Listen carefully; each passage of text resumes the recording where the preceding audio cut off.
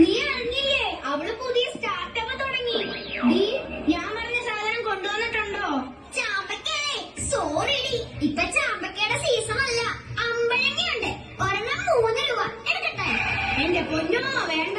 3 രൂപ കൊടുത്ത് അമ്പഴങ്ങ മേടിക്കാനുള്ള ആസ്തിയൊന്നും നമുക്കില്ലേ. 1 രൂപ പറ്റിച്ചിട്ടുള്ള സാധനമല്ലോ ഉണ്ടോടി. 1 രൂപയ്ക്ക് ആഞ്ഞിലി ചക്കന്റെ കുരു തരാം.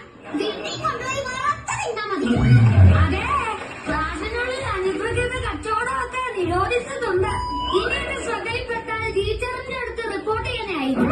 അയ്യോ എന്റെ പൊന്നവനൊക്കെ ചതിക്കല്ലേ.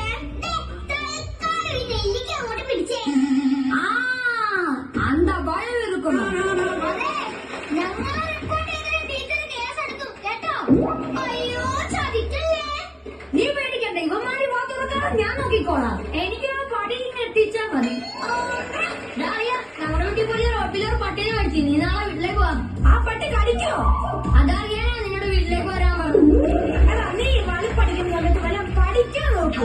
ഇത്തവണ നീ തോറ്റ 7ാം ക്ലാസ്സിൽ തന്നെ 2ാം വർഷം പഠിക്കേണ്ടി വരും.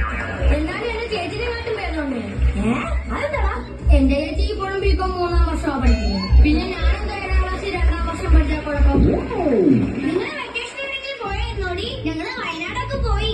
ഞങ്ങള് മൂന്നാറിന് പോവാനിരുന്നതാടി. പക്ഷെ പോവാൻ പറ്റിയില്ല. അതെന്ത് പറ്റിയിടി? മൂന്നാറിന്റെ റിലീസ് രാജമൗലി മാറ്റിവെച്ച കാര്യം നീ അറിഞ്ഞില്ലേടി?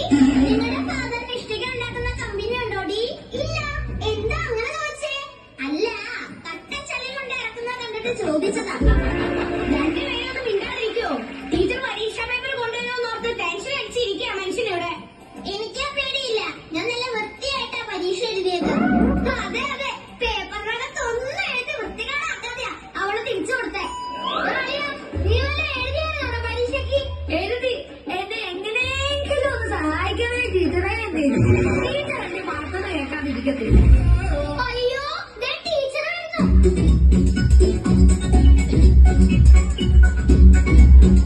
ദൈവമേ, പേപ്പർ കയ്യിലുണ്ട്. ശരിയായി പേപ്പർ ഉണ്ട്. പേപ്പർ പേപ്പർ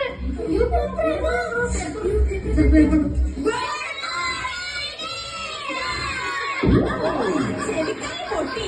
ക്രിസ്മസ് പരീക്ഷയുടെ പേപ്പർ തരാൻ പോവുക. പേര് വിളിക്കുന്നവർ എഴുന്നേറ്റ് നിൽക്കണം. ഓ പിന്നെ അഭിനവ് കേസി ഇന്ന് നിന്റെ പേപ്പർ ഹാൻഡിൽ വിത്ത് കെയർ. എന്തിനാ ടീച്ചർ? സൂക്ഷിച്ചു പിടിക്കണം. മൊട്ടയാ, താഴെ വീണ പൊട്ടു.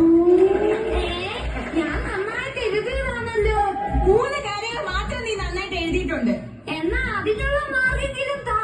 ആ 3 കാര്യങ്ങള് നിന്റെ പേര്, റോൾ നമ്പർ, ക്ലാസ്.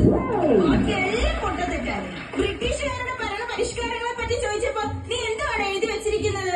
ബ്രിട്ടീഷുകാരെ എനിക്ക് പണ്ടേ ഇഷ്ടമല്ല. പിന്നെ പരിഷ്കാരികളെ കാണാൻ എനിക്ക് കലിപ്പാണ്. എന്റെ പൊന്നോ നമിച്ച് ഇല്ലട അവിടെ കാണാൻ പോയി. അടുത്തത് Pranav P P. Yes teacher. 50ൽ 4.5 മാർക്ക്. പുരോഗമനമുണ്ട്. ആഹ്ലാദ് കുമാർ. പറ ടീച്ചറെ. നിനക്ക് ആഹ്ലാദിക്കാനുള്ളതുണ്ട്. എന്താ ടീച്ചറെ, ഞാൻ ജയിച്ചാ? ഇല്ല, നിനക്ക് ആദ്യമായിട്ട് 1/2 മാർക്ക് കിട്ടിയിട്ടുണ്ട്.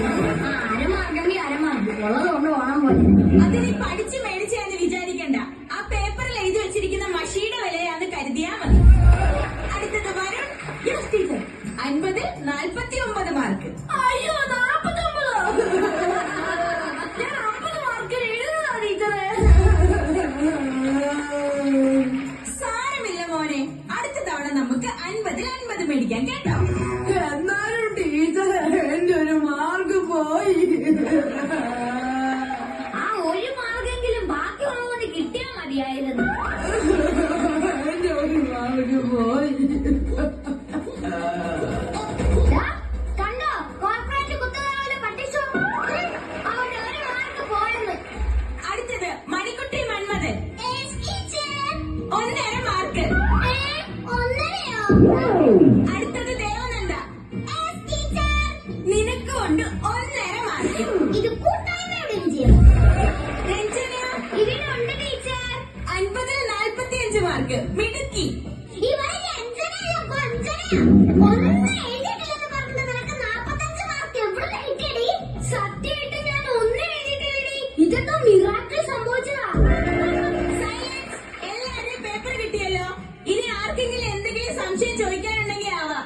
ടീച്ചറെ നമ്മുടെ പഴയ സെക്യൂരിറ്റി അങ്കിളിനെ കാണാനില്ലല്ലോ.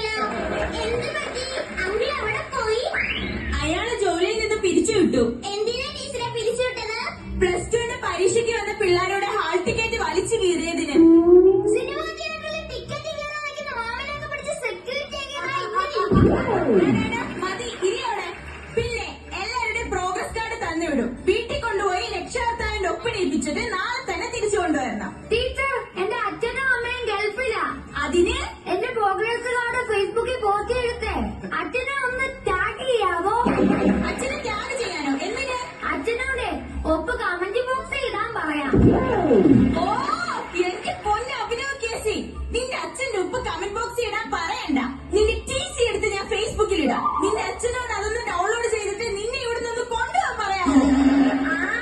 അത് ഞാൻ വേണമെങ്കിൽ പറയാം. ഓ, ഈ അരമാർക്ക് ആനമുട്ടയും മേടിക്കുന്നവരെ കൊണ്ട് ഞാനങ്ങ് തോറ്റു. ഇതിന് വേറെ സ്കൂളങ്ങ് പൂട്ടിയിടുന്നതാ. ടീച്ചറെ, അതിന് സ്കൂളൊക്കെ തുറന്നത് ഇപ്പോഴല്ലേ? അതെ, 1 മണിക്കൂർ ഓൺലൈൻ ക്ലാസ്സിൽ ഇരുന്നിട്ട് 1ാം റാങ്ക് മേടിക്കാൻ എന്റെ അച്ഛന്റെ പേര് ഡിങ്കന്നൊന്നും അല്ല. ശരി, ഇപ്പൊ സ്കൂള് തുറന്നല്ലോ. അടുത്ത പരീക്ഷയ്ക്ക് നീ നല്ല മാർക്ക് മേടിക്കുമെന്ന് ഉറപ്പാണോ? വലിയ ഉറപ്പൊന്നുമില്ല. പ്രതീക്ഷയുടെ അമിതഭാരമില്ലാതെ ടീച്ചർ പേപ്പർ നോക്കിയാൽ ചിലപ്പോ ഞാൻ രക്ഷപ്പെട്ടേക്കും. എന്റെ